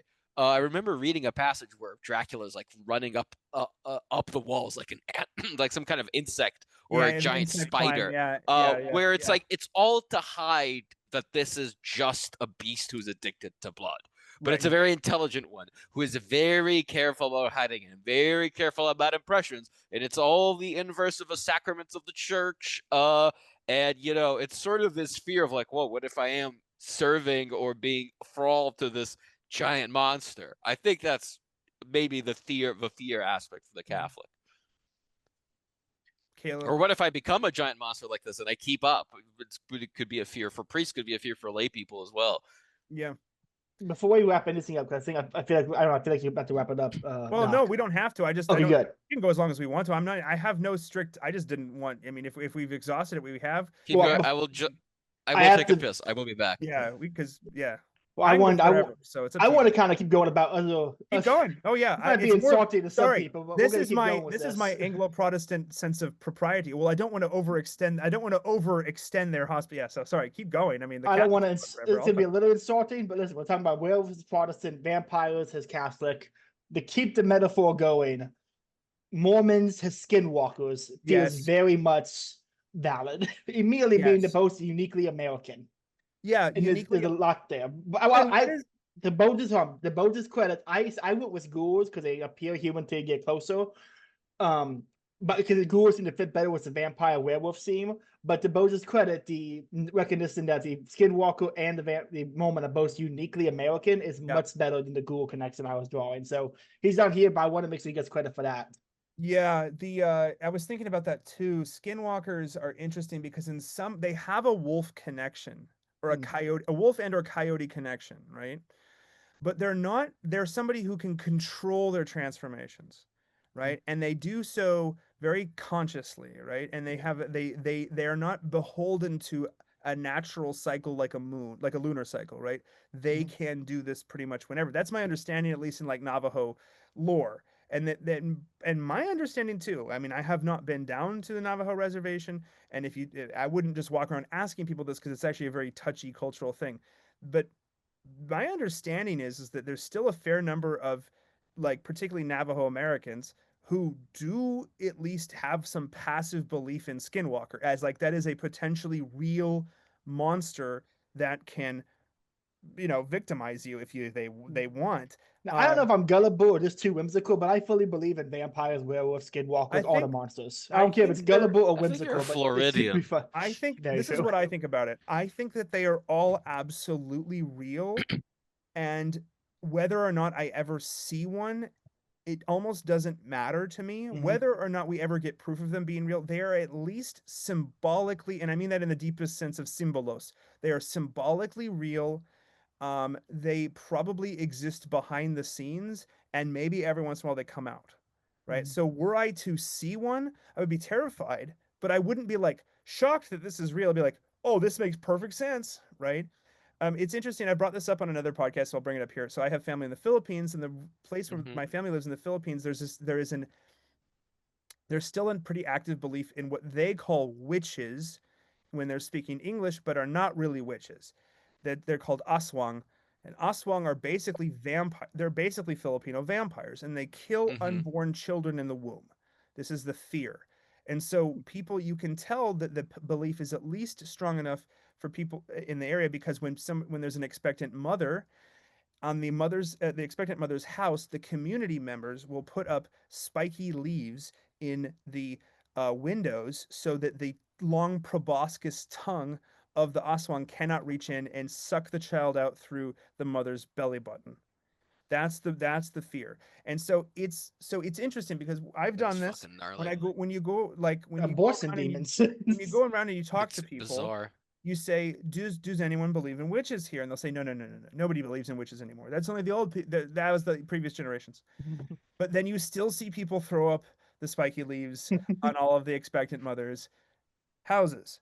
So Yeah, for no me, one believes in the monster until they see the sign. And then it's like, oh, well, it's gonna be safe. it's interesting Also, because they're still engaging in all of the rituals designed to keep the monster away. And I don't judge it. I actually think this is wise. I think this is Yes. epistemologically correct and wise to do this. I actually think Even it's if the monster isn't real, Yeah. the tradition of it is a communal thing the is powerful idea in and of of a itself. monster is important to have, right? I mean, so you can make I think I've said this before, at least on one of you guys on my show.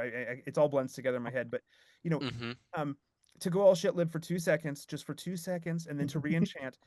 even from an evolutionary perspective, Yeah. humans were predated for a lot of our existence by big, scary, fanged monsters that had fur. Mhm. Um, I will just say that. Now, that doesn't mean that vampires and werewolves are just evolutionary memories, but what I'm saying is maybe those evolutionary memories we should tap into because Mhm. the idea of a monster that is either simultaneously quite different and monstrous looking or looks almost like you and me. He just doesn't have a reflection. Or he just kind of he misses at work 3 days out of every month. Very weird, right? These ideas I think are important to hold on to because they Or speak he's to very like, awkward about a formal invitation to your yeah, it's house. really weird how he like You he's can't like just open your door when he knocks. He asks, "Oh, can you please invite me in?" yeah, he's with there a with big my smile. Yeah, if he's there with anyone my said it to me, it's a no. I'm sorry, it's a no. This is this No. Florida hospitality. Open the door. That's the invitation. To be fair, If you ask for Caleb, it, fuck off. I'm you scared. live like next. You're in Florida. You like see and live next to ancient fucking dinosaurs who can bite your leg and tear it off. So like, yes. yeah, I believe in monsters too, man. I see that shit I I said see them I every hit one day. with I stepped on a baby gator once. I've hit one with a boat paddle. Monsters are real. Yeah, of course you'd want to fight a vampire. You're like, yeah, I fought dinosaurs, man. Why not Yeah, a vampire? I ain't Well, scared of no sissy European. I've seen a lot of zombies. I see zombies every week. You sometimes Mm-hmm. you Yep. have to Listen, kind of I'm judge you won't the get about this KO zombies up there. yeah, you gotta like step around them. Don't get within arm's reach because they reach out and grab you and they I might actually bite you. I Like learned that for lesson real. when I was in Peoria, Illinois. It's like, the homeless people down here are like Tom Bombadil. The whimsical, the kind of weird. You could talk to them about anything. They're fun. When moment I hit Illinois, I saw a lady in a K hole. My first instinct was, oh, so he's probably has a hurt back. Let me see if he needs any help. And the moment I got near us, he growled. I'm like, I'm gonna fucking run away. Okay. The church is right there. I'm gonna run inside that church. I'm fuck this. A lady growled at me. What the fuck is going Lady on? Growl. This is Well, not this is so weird. she let something in maybe. She Yeah. was right next to the church, so maybe Lord willing something happened to her to help her, but it wasn't gonna Yeah. be me. It wasn't gonna be me that day. Yeah, no, I mean, again, monsters I think are just they're not good, but they're important to have, right? And Yes. the Mm-hmm. idea that we can remove all monsters is not, I think, accurate. And monsters ultimately, I mean, again, I would say maybe is in an awkward attempt to sort of start wrapping it up, but I don't want to cut off good conversation at the same time. You Mm-hmm. know, vampires are definitely Catholic coded. Werewolves are definitely Protestant coded, but really, like everyone has some vampire in them, right? And Yeah, everyone everyone has has some some werewolf vampire. in them, Ever right? have Yeah, some werewolf. Yeah. yeah. I mean, we might find resonance in a horror movie fan way with one over the other. By the way, werewolves are awesome. Vampires are just elitists, and I don't like them because I'm a chud, and good chuds like werewolves like me. The werewolves just want to grill. Okay, all we want to do is just we want to go kill a sheep and then transform back and grill it up. It's I all they grill it. really Yeah. want to do, right? Chud Wolf. Yeah, we just, remember that Jason Momoa has starred as a werewolf. We want to be like Jason Momoa, okay? We just When want to did he hunt play a werewolf? the movie Wolves. I didn't know that. He played a werewolf. I'll Yes. say though, turning into a werewolf and eating a sheep whole must feel so good if you don't have a Catholic vampire nagging at you like Yeah. while you're doing it. That What? shit must feel Don't you want so to share good. some of the blood? No, shut up! I'm eating. Yeah. This feels so good. But I mean, we all have. I mean, I have a vampiric quality to me, for sure, right? I mean, I guess I'm an Anglican now, so I'm like via media. I have a little bit of both, right? I'm some weird hybrid of the Uh-huh. two. I mean, but like I have I can take people's time, I can take people's energy just to be spiteful, and I sometimes do that, and that's not good. That's vampiric, right? And I can also Yeah. I also have a strong temper. I can wolf out on people, and I that's not good either, right? Like I have these qualities to me. Um, but I mean, interesting thing about monsters, at least these monsters, most monsters, but particularly vampires and werewolves, is their weakness. They all have weakness. Like their strength becomes their weakness in a way, right? Like their Hmm. strength becomes their undoing. And I do think that that's interesting because you all are Roman Catholics, so you can vibe with this. Like vampires thirst after blood. right? So it's like almost like they're looking for the wrong blood character. Yeah. Caleb's idea, the story that you found of like the Catholic vampire who just subsides, or lives off the blood of Christ, right? Like, Uh-huh. I mean, that's kind of us, right? Like, it's kind of everyone Yeah, of needing course. the Yeah. blood of Christ, Yes. right? Like this is the true, the true blood, if you will. Mm-hmm. The actual true blood, right? It doesn't come in a jar or a pop bottle or whatever it is in that show. It's like you find it every week in your parish church, right? Like Mhm. that's where you Mm-hmm. find the real thing that you're really thirsty for. So being bloodthirsty, very bad. Being thirsty for the blood of Christ, very good. There's something interesting to Mm-hmm. that, right? Like very Mhm. good, actually. You're not thirsty for the right kind of blood. I got this thirst. It's almost like there's a signal that's being, you're thirsting for something and you're finding it in all the wrong places. And likewise, werewolves, right? Werewolves like have this intense drive, right? And they will do anything to get what they want. And they're kind of more about like consuming, right, flesh rather than the blood. Yes. Well, but if you believe that Christ's body and blood is truly present, however Yeah. you want to define that sacramentally, well, then they're also kind of, the werewolf is also kind of wanting. He's maybe more bread focused, and you all are more chalice focused, is what I'm trying to say, right? Like Yeah, the maybe. werewolf is Yeah. looking Mhm. to be sated, right? You're gnawing at the meat, we're He's gnawing drinking at the of the meat. blood. Yeah. Right. And it's like I did this. I'll have to pull the tweet up. I don't remember it. I did it, but it was back during, I think it was during like Good Friday this year. I said something like everyone who is like, we are all werewolves just wanting to rend Christ's body, something like that, right? In the sense that Mm-hmm. we are all culpable for Christ's death and his Yes. his tearing apart, but in so doing, right, like if we are, our werewolf sides want this, and in our extreme violence that we did to him, we are actually saved by that, right? So Mm-hmm. whether we're vampirically draining or like rending and tearing, there's something, these are both violent actions, but Yes. in our depravity, and yes, I use that term to trigger you all. In our depravity, we find this salvation through this insane backwards way that we didn't even As intend. long as you don't Mhm. attach the word total before it, I'm good with I it. didn't say total, so it's fine. Yeah, yeah, exactly. So it's fine. We're good. So it's Yeah, It's fine. it's fine. Anyhow, I do think that like a monster that is a well done monster, a well written monster will take you sort of to to the worst in order to find what is best. And I think that this is another, maybe an argument for monsters, right? Like to have Mm-hmm. monsters in our stories, because they're kind of monsters are kind of a limit experience, right? Like Yes. they're emblematic of the worst of a certain kind of human evil, or a certain kind of evil in the world, and they take Mhm. it sort of to they turn it up to 11, right? Like Spinal Tap, and in turning it to 11, they kind of break the amplifier. Sorry, I'm excited for the new Spinal Tap movie coming Mhm. out. They've turned it to 11, right? And it gets so loud that the whole thing just breaks apart, right? It Mm-hmm. kind of gets Excuse me. torn from top to Ouch. bottom, if you will, right? And sort of like Mhm. tears it up asunder, if you will, and in so doing allows for something else to come in. So Mhm. I'll leave you got final thoughts for you guys. There's no time limit, but Uh, we'll wrap it up. I We can go just thought forever. as well, just Yeah, an yeah. interesting aesthetic choice is that a lot of vampires. Actually, Sorry, I'll can I actually use can a I can I Helsing just for one movie. second? It's Yes, funny go that ahead. the two Catholics keep talking about vampires, and I keep to bringing it back to werewolves. Yeah, My I point is noticed that, being which is why proven. I asked about werewolves Yeah. like 30 minutes ago, because Yeah. yeah, I noticed where I'm just talking about vampires. Because Keep going. yeah, Keep it's like going. yeah. I also realized especially because you brought up the Van Helsing movie. Actually, it's just Helsing, right? They don't call it Van. Yeah, it's Van just Helsing, Helsing but movie. Helsing. Yeah, Yeah, yeah. yeah. The transformation for a lot of vampires, but I'll use Dracula in that movie, is very gargoyle like, Yeah. which very like aesthetically, it also reminds me of the gargoyles and the grotesques at churches, which is also a liminal place, the boundary of a Right. church, the outer walls. There's also the Orthodox, maybe mythical, maybe not mythical saint, which the dog-headed saint, Christopher. is it Saint Christopher? Yeah, Yeah, he's one the of Hold on. many Saint Canocephalus. Christophers. He's the Hold on. What Canocephalus, now? the dog-headed, the Or dog-head.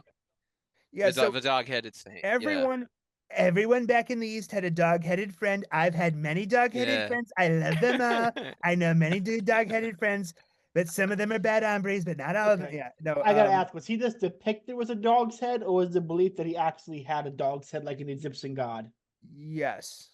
The belief. Yeah, yeah, that's a Yes. better It answer. was kind of Yes. yes. Okay. Yes. I, Yeah. I, I the Orthodox. I would never want it. Too Eastern for me. It's just too Eastern. I love I actually love Saint it. Christopher as Doghead is actually It's It's cool, but really I just cool. well, I wouldn't call it It's so I cool. wouldn't so listen. No disrespect to the Orthodox. You guys do your own saying. Maybe I'm just too Western to call well, man with a dog Maybe, head a can I saint. bring up is a your Western? problem that he doesn't go full wolf and it's only the head, and you're like, that's gross, man? I don't know. You I so see it is? and autistic. I think of Egyptian gods. I don't necessarily think of sainthood. That's what Yeah. my issue is here. I'm thinking of Saint Egyptian gods. Christopher, he's out here with a dog head. Very disgusting, this dog head. Yeah, he won't I mean, we completely had Saint protect the Muir. nation. We had Saint Saint Leo. Muir the mermaid in Irish Yeah, folklore. you got Okay, see, mermaid but saints. I fully believe in mermaids. I don't necessarily believe in Egyptian gods. So maybe, Well, It's but not whatever. I'm not gonna get Caleb, into this. Go ahead, Caleb, Doc. Caleb, I'm gonna wolf pill you on from a okay, Western perspective here. My please. favorite Please. Western saint that is not Anglican. So my favorite pre-Reformation Western saint, because Anglicans accept everyone's saint, by the way. We piss everyone off because we accept everyone's saint. Um, uh, is Francis of Assisi.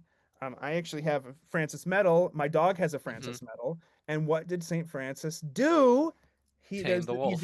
He's in Gubbio. There's this wolf. The wolf is being really nasty, and he's like Nasty guy. nasty guy. And he walks up and he's like, hey wolf, how about we make peace, right? How about we? And then there's Yeah. these the iconography of this is that the wolf sits like a dog and literally does a shake. You find this Hmm. all over. You find St. Francis reaching down. He's tonsured. He reaches down. You see his tonsure, which is important. And you see the wolf put Hmm. his paw in his hand like a dog. And sort I'm of seeing the it. Yeah. wolf becomes a dog, if you will. He still looks like a wolf, but he acts like a dog. There's something deeply symbolically profound in this. Hmm. Hmm. And so for me, I'm a great fan of Francis. I am not Francis in this story. I am the wolf. I am the wolf Yeah. who is learning to be like a dog, who is learning to have sort of who is not going to kill everyone's sheep and attack people. I am the wolf who's learning to use the wolf qualities for something much better, right? So I bring this up. Actually, I'll probably put that as the thumbnail image for this Hmm. episode. It's a Hell yeah. really cool iconography. So you have this in the West too, Caleb. So you do have wolf. There's a little Maybe bit I of just need to look more into this lupine energy, the you Saint know. Christopher Yeah. because all I know about him is a photo of the icon of a Satan with a dog's head. I think I need Jonathan to look more Pageau into him made a more. comic book about Yeah, St. Christopher. God's dog. It's a good comic. I suggested to people. Yeah, Okay, I will I'm read looking it it. up now and adding it to my list. Listen, I'm open to it. I don't know. Maybe it's just the guttural reaction to the image, just kind of. It's probably because your only exposition to I forget you know the word Doc of animal headed people is probably just Kino the K from Egypt. the yeah. Yeah, Yeah, Well, it's that's it's probably dog headed. That's dog yeah, headed. that's dog headed. Yeah, dog headed But yeah, specifically. they're yeah, but that's your only exposition is like the Egyptian paganism. But yeah. actually, dog-headed people or reported sightings of dog-headed people came from even from explorers. Yeah. A lot. Well, and There's the a Bible surprising too. The amount. Bible has animal headed figures all over the place. So Yeah, that's it's true not too. like it's Okay. not a it's in the water, or at least it Okay. was in the water. It was in Yeah. people were like steeped in this that people, you know, the I mean, we still have it. If you ever read a novel, read any novel, you will hear he had eyes like a hawk. yeah. He looked like a wolf. Like you will hear this all the time. But especially if you haven't seen many people in the world, you just like I don't know, you're just a guy who stayed in Italy or maybe Spain your whole life, and then you see fucking someone who looks completely different when you're like in Asia somewhere. You're like, God, he kind of looks like a short, ugly pug or whatever. Right. He has a dog head, or Well, it as could the also, if indulgent that's a literal explanation, they might also have seen someone with a more literal dog head than that. I should there's say. also been, I mean, we don't have time for this today, but there's also been just to whet people's appetite. Um, there has been some studies that have shown that, at least from what I've gathered, not that I'm an expert on it, but there's been some studies that show if you spin around a lot, which is a way to induce an altered mental state. Mhm. And shamanic traditions will do this. They'll have you spin, spin, spin, spin, spin, and like you Yeah, take yeah. drugs and you just Hmm. spin. You'll start to see animal heads on people. This has been a thing that neuroscientists, I think, have actually tried to study at some point. I don't know how successfully they studied it, but there appears to be something programmed in the human brain to see animals in place of human in certain mental states. So Every time I talk to you guys, like I walk away with like 40 new things I got to go do. Yeah. keep adding to the list of things to research every time I talk to you. I will say this, every single human mythic tradition, religion, and folklore has animal human hybrids. Oh Sorry, yeah, there's a lot animal of it in human Brazilian hybrids. folklore. They're hybrids. They're making chimeras. Yeah, those exist in every single culture that has ever existed and will ever exist. Whether or not they're cooking them up in a lab, I don't care because they Or exist. if they, even if they take him literally or not. Again, Yeah. look at modern novels. We cannot help but refer to people with animal-like features Yeah. for a variety of reasons. Well, and as we have determined in our previous episode, me and Bulge, Benicio del Toro quite literally looks like a wolf. Yeah, he does. He really does. He's got the face for it. He Is it has a the wolf Toro? face. Is that the guy who made the Hellboy movie? Yes. No, that's Guillermo No, del Toro. that's his brother. Yeah, that's No, Guillermo. it's not his brother. It's not? No, no. Really? I Benicio is thought it Puerto was. Rican. Benicio is Puerto I just Rican. Guillermo is always assumed. Mexican. I was like, "There's no way it's not." I This I is literally just looked at for last names and was like, this is "They're both in the movie industry. They look about the same age. There's no fucking way." this is peak Brazil posting because the Brazilians view all Spanish speakers as the same, I guess. Benicio is Puerto Because they're Rican. equally famous too. I was like, "There's no way." Guillermo is Mexican, and in any case, those are not the same places. I'm like, how does the I know gringo they're know not the this? same, but I was just like, How does the I never gringo know this? researched them. I just Yeah, literally like looked at both their last names, yeah, never went to their Wikipedia ever, and was like, Yeah. yeah, they're obviously like brothers no, or at least in the no, same family. Like, no. okay, I I learned mean, something I just looked up new. Benicio del Toro. Yeah, he does have very wolf-like features. His hair looks like a mane. You never seen Sicario? I have not seen it yet. Oh my god, man, what are you Dude, doing? there's With so me? many movies on my list. It's a Okay, werewolf movie. it's this. Yeah, we did. Yeah, this We is what determined our it's a last werewolf episode was movie. about. It's a werewolf movie. It's a It's a werewolf very movie. interesting I'm running out of page in the notebook werewolf of movie. things to research after this podcast, boys. I'm running Well, out of space. I know, and I know it's late for some of you, so thanks for coming on. I'll give each of you a chance to bump things. Whoever wants to go first, flip a 1d2 to determine, or just be gentleman goes first. I don't know. I have nothing to bump, so Caleb, Okay. please. Well, I'll bump for you. He has a great series with my Barry Eincast on degrees of knowledge. You will eventually Series get is a well, very Barry loose has term. received good news and he will probably be very busy soon, and I've been very Yes. busy. So it's So what you're saying, I we're need gonna to see if find a there's gonna way. even I hope there's gonna be an episode this year. We're gonna find Well, out. listen, man, if it's not by the end of the year, what I'm going to do is just plug the book, the podcast, and your voices into an AI thing, and this AI produce the rest of the series. You have my blessing. You have my blessing. Um, I honestly might just do it myself with come December, because Barry will probably be very busy. And knowing him, probably getting the plague for the 5th time this year. But if you, the plugs. I want a podcast on YouTube and Spotify called The Servile AIDS. Doc comes on a lot. My friend Con and I, we do Test of Belloc Hour. We do Test of Belloc's poetry and essays. We do movie reviews. We do a little bit of, basically, it's whatever I want to talk about, and I can find someone to talk about it with me. You know, we're It's gonna a do variety podcast. yeah, we also have we're gonna plug it now. Come Halloween, there will be a 4 to 5 hour Halloween special episode with Catholic ghost stories, Gothic whimsy, Edgar Allan Poe. It's gonna be a lot of fun. Oh, Go I ahead can and bring sub some for that. stuff there. Tell me when Yes. it's at. Well, we're gonna try to pre-record. I all can of them do a and full edit them reading of together. the wolf story I mentioned. That'd be great. Actually, That would be a lot of fun because it's I not need to very fill the long. time. I need to fill the time, so that'd be great. I'm on Twitter at Trash Socrates for White Trash Socrates. I don't really post anything intellectual or fun or anything good. I should post and then make updates about what I'm doing. Some funny memes, just racism against Indians. That's about all it is. That's all my Twitter's for. You know. I'm gonna say, it. Caleb, you were ahead of the curve on that one. You should be You- hailed as Yeah, a you really were as ahead a of the curve. forerunner here. You know what's really Yeah. funny You've about that? been ahead of the curve for like 3 or 4 years when people Yeah. were still like What's kind of really liking funny- Vivek. What's really That's funny so funny. about the You Indian were- thing is that I And you got picked it no on a credit whim. for it. I picked You it on a got- whim too. I'm like, what? Yeah, it was on a whim. I need to pick. My thought process was it'd be really funny to pick a obscure race to Americans just to hate on for no reason, but in the sit post, and I picked the Indians, and the zeitgeist has vilified me on this one. Well, yeah, vindicated me. you've sort of manifested that into the Well, world. This is schizocultation. This is schizocultation manifest right here. This is Yeah. This is the joke that became real. Yeah, this is the I yeah. regret it so much. I'm so Yeah, sorry, everybody.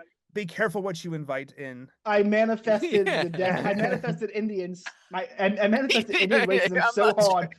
they Yeah, killed sweet fuck it. Floridians. That's how terrible. I Yeah. feel terrible. That's right. That happened in Florida. I forget that that's your neck of the woods. Yeah, yeah, that I happened there. hope that guy gets to jail or publicly hanged. Well, did you He, hear that my state was culpable yeah, I wasn't for gonna his say Driving driving anything, but I license. license? was Yeah. getting. Yeah. I was like, we need to bomb that entire state. I'm sorry, Doc. That No. whole state. I'm sorry. The land is beautiful, but we can Surgical reclaim it strikes. later. Yeah. Listen, No, no, here's what you death need to and do. glory. Here's what you need Death to and do. glory. Here's what you need to do.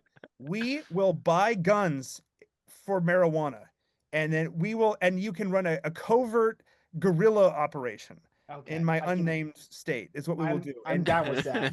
I we also have people that are doing this already, I so we have might as to well just I yeah. have to say this. Yeah, that's There true. was a petition This is signed satire, by a by the couple way. That's all thousand satire. Yeah. Indians to get that Indian released. There was a Oh, yeah. petition from thousands of Indians to get him released. I think they it didn't reached a mean to kill million, those right? people. Or God, I hate these people so much. Do you These so are the to worst tie it people back on the in? planet. To tie it back in, humans can and often are monsters. So Yeah. Yes. werewolves are Yes. real, vampires are real, they're all 100% real. Whether they transform in front of your eyes doesn't even matter. Okay. I know we're doing Yeah. plugs, but I do have to ask. Okay, so we have vampires, we have werewolves, we have skinwalkers. We know the Muslims have the jinn, that kind of stuff. Yeah, What They have the kind of ghouls too. And the Ghouls are what theirs, by the way. what do Indians have? I'm kind of curious now because I they don't have know anything about. they have those weird demon things. They actually have many demons They have in all the sorts of in demons. in I mean, they have yeah. a whole religion about demons. All of their gods are demons. Yeah, So but even then there's especially bad guys who are yeah, like stuck in hell forever. nasty little All I guys. know about Yeah. about Hinduism, I got from when Nazarod talked on the Vedas or whatever they're called. I probably should actually do research so I can hate them more accurately, but I don't Yeah. want to. Be careful what you study, right? So true. Yeah, so yeah. true.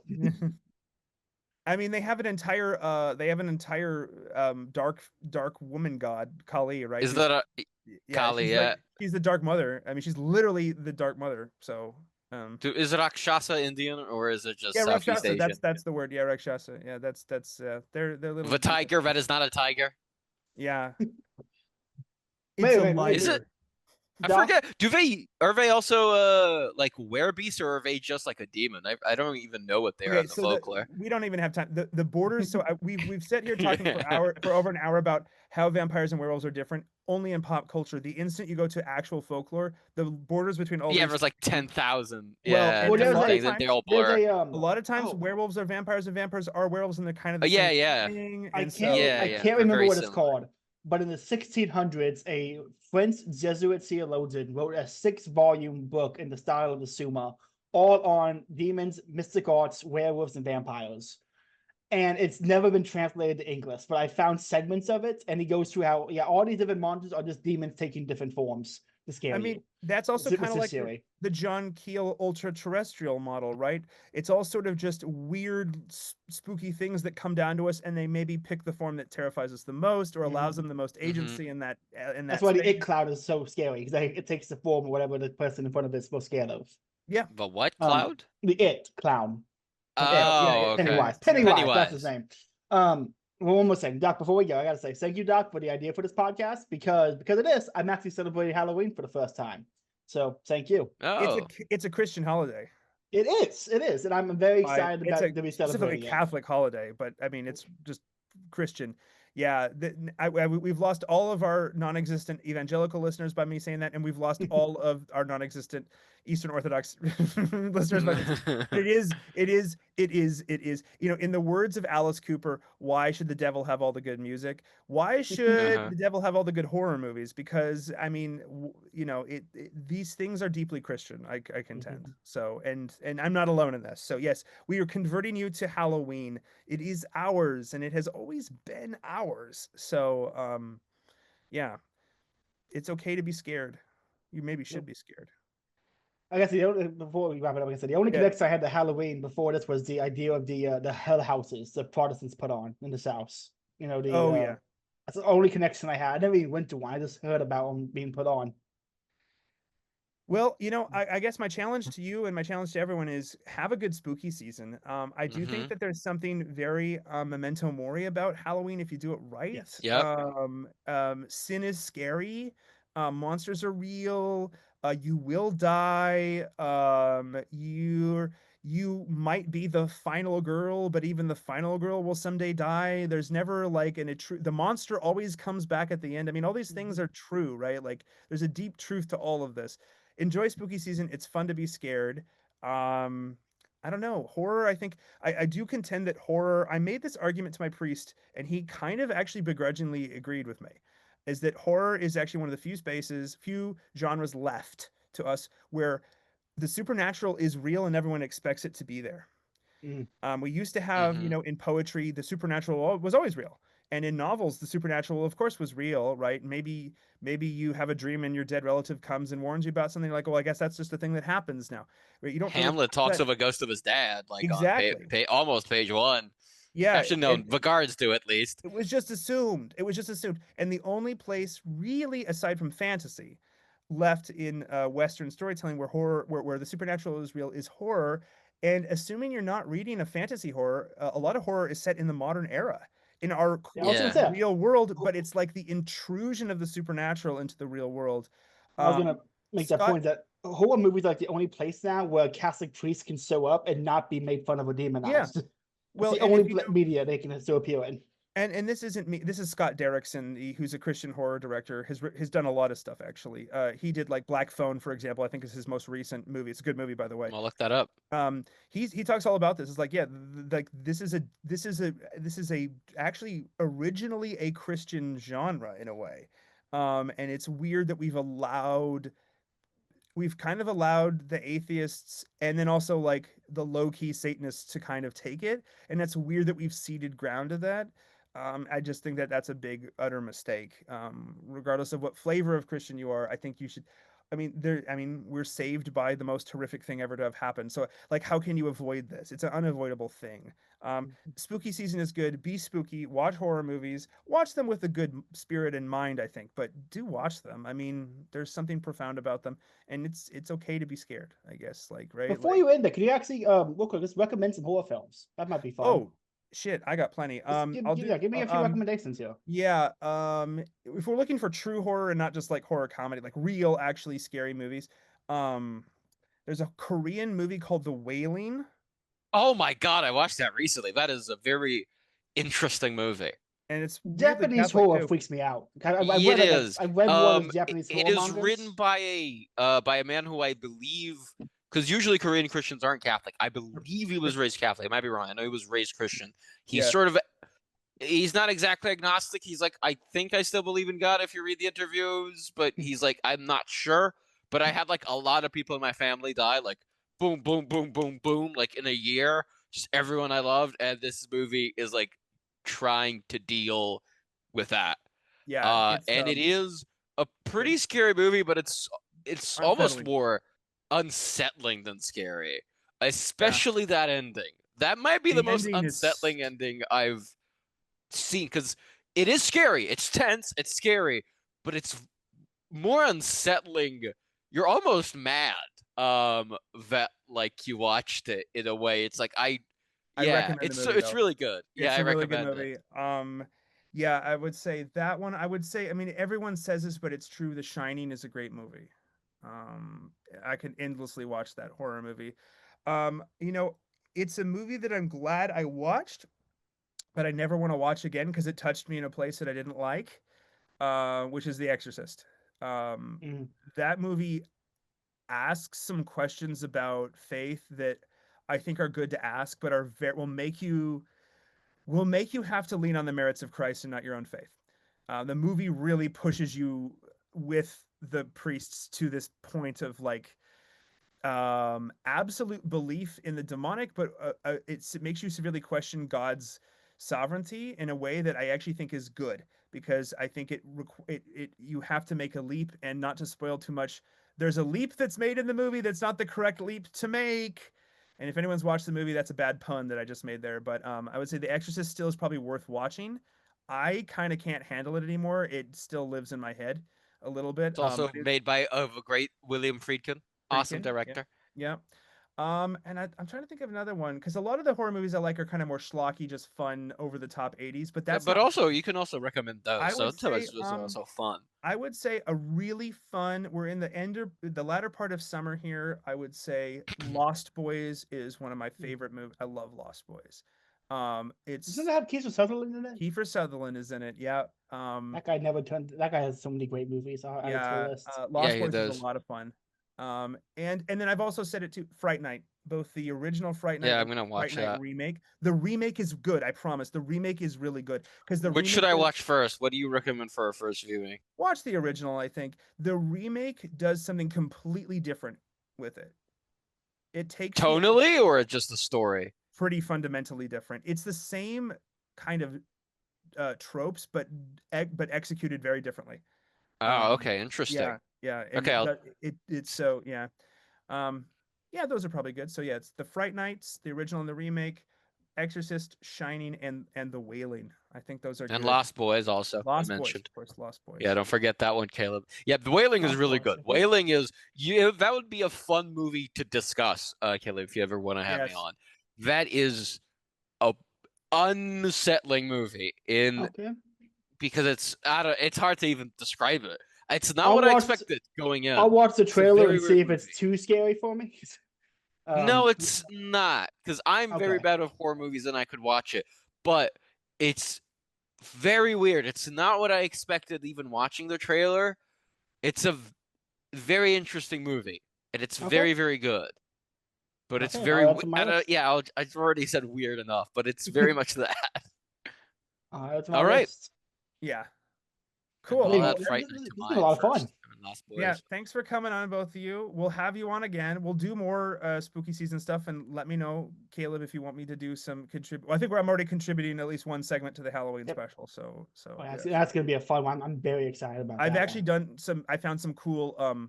I found a connection between Poe and Stoker, so I'm excited to share that. So Ooh. Well, I can't Ooh, wait.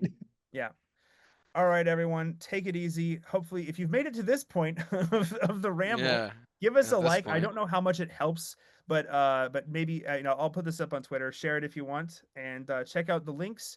Check out Caleb's stuff, and Bulge will be back. We'll strong arm him back on this channel, and he'll do his other things, and we'll get you back. I'll pop by once in a while. Yeah. Once in a while, these Brazilians come and they go. Yeah.